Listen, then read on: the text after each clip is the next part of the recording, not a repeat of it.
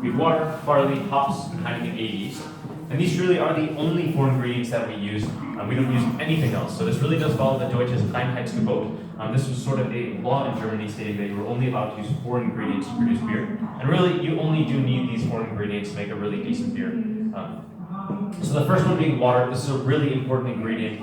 We use the water, and it makes up 95% of our beer. So it does a lot more for the end flavor and the taste than you might think, which is why if we brew in different countries, for example, if we brew in Cork, Ireland, or if we brew here in Holland, or if we brew in Mexico, the water is different. It comes from different places. So it's going to have a different mineral makeup, have a different taste. So what we do with all of the water is we take it through a process called reverse osmosis. This will strip back the water, take out the larger particles and the minerals, and then from there we can actually add what we would like to the water. So no matter where we brew, we always do have the same starting. From there, we have to add our barley. This is the grain that we use. And this grain is really important. We have to malt the barley. What this means is that we put it into water and it begins to sprout. It thinks it needs to grow. So it begins to sprout. This creates starch. And that starch is very important because we can turn that into sugar. And then later on, that sugar is used in the fermentation process to create both alcohol and also carbon dioxide. So we malt the barley, and then we also have to roast the barley. So over here you can see we have the malted and roasted barley. Roasting the barley gives the beer a nice golden color. We don't want to roast it too long because we do want it to have this nice golden color. But another reason for roasting is actually because it stops the malting process and dries it out. And then we can crush it. And as you can see here, all the white, then we can get all the starch out. So this is important. We're going to boil this together with water. It's going to turn that starch into sugar, and then it's going to be filtered. And then from there, we're left with a substance called wort, W-O-R-T. It's a slightly sweet mixture of the malted barley and the water. And it truly is the base of the beer that we can then add the hops to. So hops is a multi-purpose ingredient.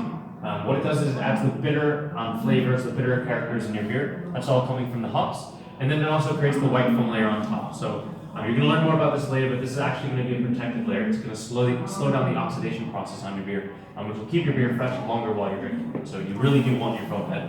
And the final thing that the hops does is actually something that's very, very important. It's not for the flavor, it's not for anything like that. It's actually for the longevity of the beer. So hops contains a substance called lubulin, and this is going to act as a natural preservative. It's going to extend the shelf life of the beer anywhere from around 3 days without it to over 100 days with it. So it's really important for making sure that it has a shelf life, and then when you guys go to the supermarket, buy a beer that it actually tastes still fresh. So these three only take about 8 hours to put these three together. And then after that, we can begin the fermentation process. This really is where everything starts to happen. This is where it starts to become a beer. Because Heineken 80 is actually really, really unique in the sense that Heineken is the only beer in the world that uses it. It was developed over 150 years ago by Dr. Elion, and he was a student of Louis Pasteur's. So it's been in Heineken for a very long time. It gives all these fruity aromas, the fruity flavors that are unique to Heineken. So that's why it's so important that we continue to use this yeast. Yeast is alive, it's a microorganism. So when it's in the fermentation process, you can think of it like this. It's going to be going along and eating those sugars, and it's going to turn that into both alcohol and also carbon dioxide. It does that for 7 days. And after these 7 days, we do have to lager our beer. So Heineken is a lager-style beer. Lager is the German word for store. So when you do lager a beer, you have to store it at a very cold temperature for quite some time after the fermentation process. And what this does is it slightly continues it, but on a much smaller scale.